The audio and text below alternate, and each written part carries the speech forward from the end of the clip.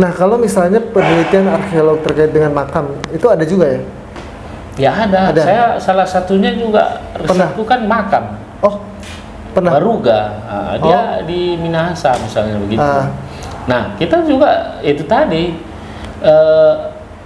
tergantung apa yang mau kita riset dari makam itu gitu.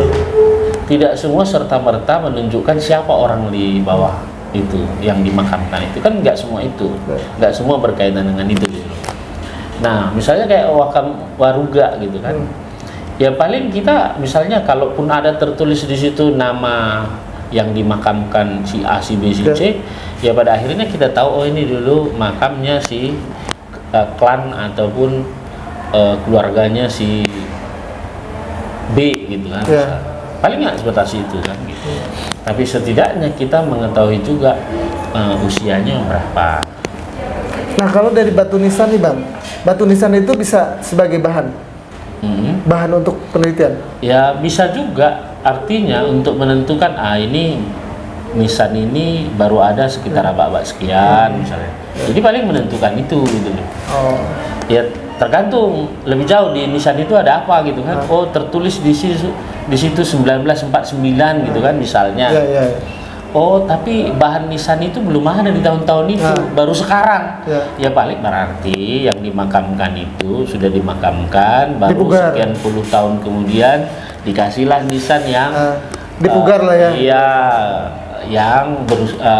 yang lagi tren di hari-hari ini gitu misalnya. Jadi sebenarnya akan mengalami lebih banyak kesulitan ya ketika kita menganalisanya itu wujud orang ya.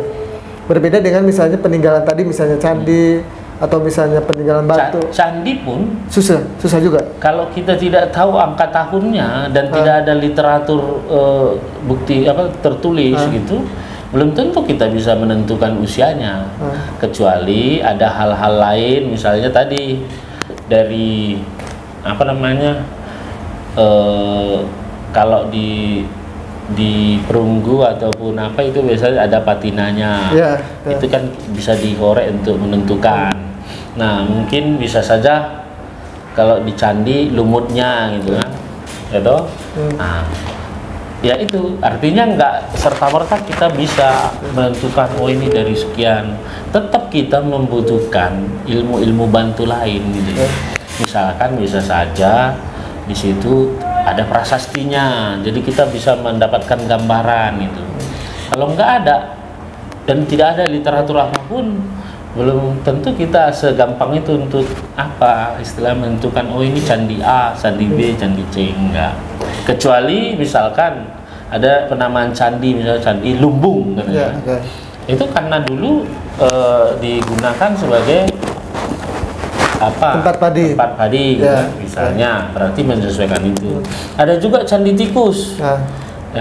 Konon ceritanya bukan gara-gara istilahnya peristiwa-peristiwa tapi saat candi itu ditemukan di situ banyak tikus, jadi candi tikus. Sama dengan candi miring. Pada saat ditemukan waktu itu candinya miring. Candi miring. Itu soal penamaan ya, tapi soal penamaan itu bukan saja berkaitan dengan penamaan waktu pertama kali itu dibuat gitu. Bisa saja kita sudah nggak tahu lagi kan, karena apa? Karena kekurangan literaturnya kan gitu. Jadi arkeolog itu juga harus bisa dong melihat menggali banyak. Jadi tidak hanya menggali tanah gitu ya, tapi menggali pengetahuan mengenai istilahnya mengenai sejarah kebudayaan di masa lalu gitu loh. Nah, kalau menurut Abang dibandingkan dengan luar negeri ya, di Indonesia itu carut marut atau gimana sih terkait dengan literasi sejarah gitu suatu tempat gitu? Ya sebenarnya sih ini soal komitmen aja sih, soal komitmen dari bangsa itu, negara itu terhadap ilmu pengetahuan terutama di bidang arkeologi. Nah kalau di luar negeri mungkin mereka sudah mumpuni seperti itu ya, artinya riset-risetnya memang didorong kan gitu. Nah, kalau di kita misalkan ya masih gimana dibilang? Saya sih agak sulit juga memetakannya. Karena kalau dari sisi, kalau kita indikatornya adalah apa namanya, lembaga-lembaga atau lembaga teknis itu ada di berbagai wilayah di Indonesia, saya kira udah lumayan bagus juga. Tapi memang ada dari sisi anggaran, dari sisi keberpihakan pemerintah dengan menentukan bahwa arkeologi ini penting untuk pembangunan nasional, sehingga pemerintah mendorong ayo riset terus supaya kita bisa menentukan kita istilahnya arah pembangunan kita juga bisa lebih baik lagi ke depan dengan mengetahui siapa sesungguhnya jati diri kita melalui riset arkeologi misalnya begitu. Itu yang belum gitu loh. Jadi kalau dibandingkan dengan luar negeri, saya kira ya tentu akan jomplang, berbeda lah begitu. Yeah. Dan berbeda karakteristik dan kebijakan tentunya ya. Iya. Karakteristik manusianya, masyarakatnya, dan kebijakan pemerintahnya. Betul. Dan mungkin di Indonesia salah satu negara yang memang banyak banget situs-situs ya Bang. Ya banyak banget situs-situs, mulai dari situs prasejarah tadi saya bilang, situs kuno, situs klasik juga, sampai kemudian perkembangan dengan kedatangan agama-agama dari luar ke Indonesia. Dan bahkan saat kemerdekaan kan itu udah ada situs-situsnya kan begitu.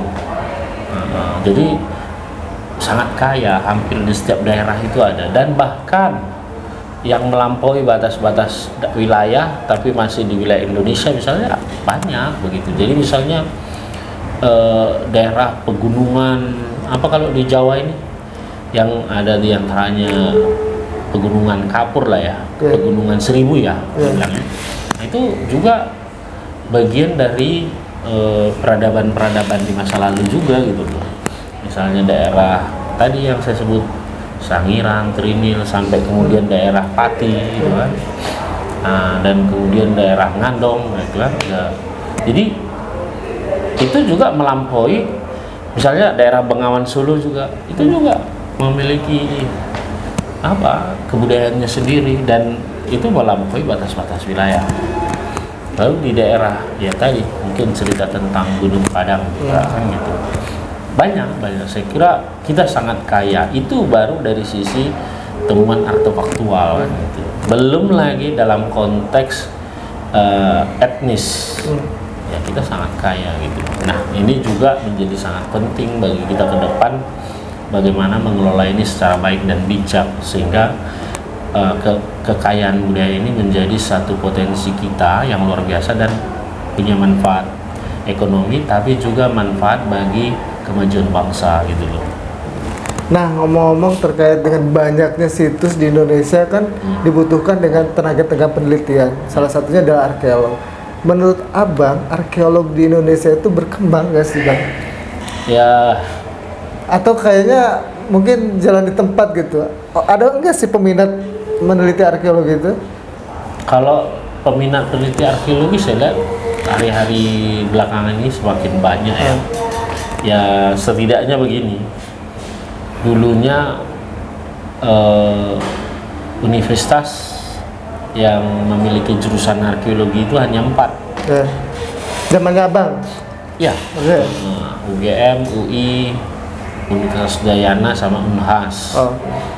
Nah, tapi belakangan ini sudah setidaknya ditambah Jambi, Universitas Jambi, terus daerah Halu Waleo kalau nggak salah ya, di daerah Kendari sana tambah 2. Informasinya terakhir di Padang akan dibuat. Nah, jadi ada penambahan. Berarti kita melihat riset-riset arkeologi ataupun kebutuhan terhadap arkeolog itu semakin berkembang gitu. Oke. Tantangan ke depan seorang arkeolog itu apa Bang? Ya, tantangan ke depan seorang arkeolog itu adalah bagaimana memastikan dirinya untuk menjadi profesional di bidang itu. tetapi juga mandiri seperti itu. Ini yang menjadi penting, karena kalau kita tidak profesional atau terganggu ke soal-soal yang urusannya birokratis, itu otomatis mengganggu juga profesionalisme dari arkeolog itu. Yang kedua juga, kalau kita katakan arkeolog itu harus mandiri atau setidaknya independen, maksudnya adalah dia tidak lagi, salah satunya dia tidak lagi memikirkan soal biaya risetku ada enggak ya, karena begitu biayanya sudah nggak ada kan ya, profesionalismenya nggak jalan, tapi dia kemudian sudah tidak mandiri, berarti dia kan hanya bergantung jadinya. Nah, artinya maksudnya yang kita bilang, negara harus memfasilitasi itu. Kita mau meriset sana, apa logikanya, kenapa itu menjadi penting, kan tinggal dia kan gitu. Dari situ disetujui kan gitu, disetujuin misalnya seperti itu. Itulah tantangan kita ke depan, bagaimana arkeolog itu bisa menjadi semakin profesional dan mandiri seperti itu, serta menjadi bagian penting dalam pembangunan di Republik ini gitu. Oke Bang, pesan buat pemelihara situs nih Bang. Ya, jadi pesan buat pemelihara situs ya, juru kunci atau jupel ya, atau juru pelihara, saya kira ujung tombak dari kerja-kerja pelestarian cagar budaya atau pelestarian benda artefak-artefak arkeologi itu ada di juru pelihara ataupun juru kunci. Nah, harapannya tetap bersemangat dan juga jadilah manusia pembelajar, karena sebagai ujung tombak sebenarnya harapan masyarakat itu menjadi sangat banyak. Sebagai ujung tombak juga bagaimana melihat situs yang kita pelihara itu bisa kita kembangkan dan dimanfaatkan untuk kepentingan kesejahteraan masyarakat setempat, termasuk juga kepentingan dari juru pelihara. Maka memang benar bahwa pemerintah juga harus memperhatikan juru pelihara kita, dan perlu kiranya pengembangan SDM terhadap juru pelihara, sehingga dia tidak hanya kita lihat sebagai yang penting menjaga, tapi dia juga bisa berkreasi mengembangkan situs yang dia ampuh seperti itu. Kita dari masyarakat advokasi warisan budaya, jadi kita melakukan proses-proses advokasi terhadap tinggalan-tinggalan budaya yang kemudian mungkin mendapatkan perlakuan yang tidak sebagaimana mestinya diperlakukan. Itu yang pertama. Yang kedua juga mungkin ada peristiwa-peristiwa vandalisme ataupun pencurian atau apa segala macam. Nah, biasanya concernnya Madya, masyarakat advokasi warisan budaya, adalah melakukan advokasi terhadap itu. Barangkali kalaupun ada informasi demikian, janganlah ditutup-tutupi, terbuka saja. Ini demi kemajuan arkeologi ke depan, demi kemajuan pelestarian cagar budaya di masa yang akan datang, sehingga manusia dan kita semua benar-benar bisa menghargai cagar budaya ataupun kekayaan budaya yang kita miliki seperti itu, dan bisa kita kembangkan ke depannya. Madya itu sebenarnya bisa ke legal, tapi kita justru masuk pada non legalnya atau non litigasi. Non litigasi ini adalah advokasi kebijakan dalam bidang pelestarian cagar budaya, tapi di luar pengadilan. Artinya mendorong, mendesakkan terjadinya perubahan kebijakan pelestarian cagar budaya ke arah yang lebih baik seperti itu. Nah, yang Abang pernah tangani terkait dengan Madya itu kasus-kasus apa aja Bang? Ya, kalau kasus-kasus Madya ya paling pertama itu, ini juga sebagai awal kedirian dari Madya itu sendiri, yaitu peristiwa ataupun kasus pembangunan pusat informasi Majapahit di Trowulan seperti itu. Jadi dalam proses riset dan pembangunan pusat informasi Majapahitnya itu tidak sesuai dengan kaidah-kaidah arkeologi, bahkan merusak situs seperti itu. Itulah kenapa kemudian di antara sekumpulan orang-orang yang concern di kebudayaan, termasuk orang-orang arkeologi dan lulusan arkeologi, berpikiran bahwa kita bisa menangani kasus-kasus di luar arkeologi, misalnya seperti lingkungan hidup, soal-soal pendidikan, kesehatan, dan yang lain. Lah kita orang-orang arkeologi kok nggak bisa sih?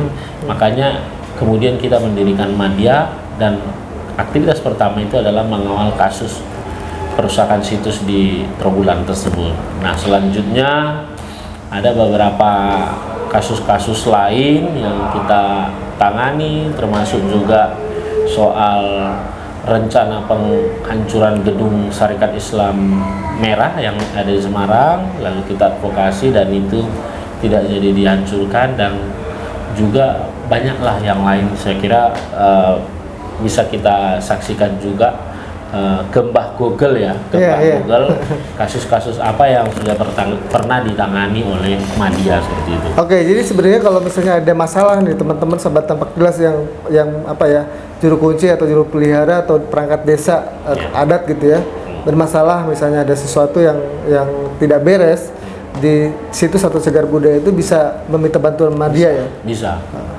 Oke, sahabat Tampak Jelas, cukup sekian ya kita ngobrol santai dengan Bang Ju. Nanti kapan-kapan kita sambung lagi nih. Sebenarnya obrolannya seru dengan Bang Ju, cuman waktu yang memang agak terbatas. Jadi kita akhiri dulu ya liputan kali ini, sahabat Tampak Jelas. Sampai ketemu di liputan selanjutnya. Terima kasih Bang. Terima kasih. Salam budaya.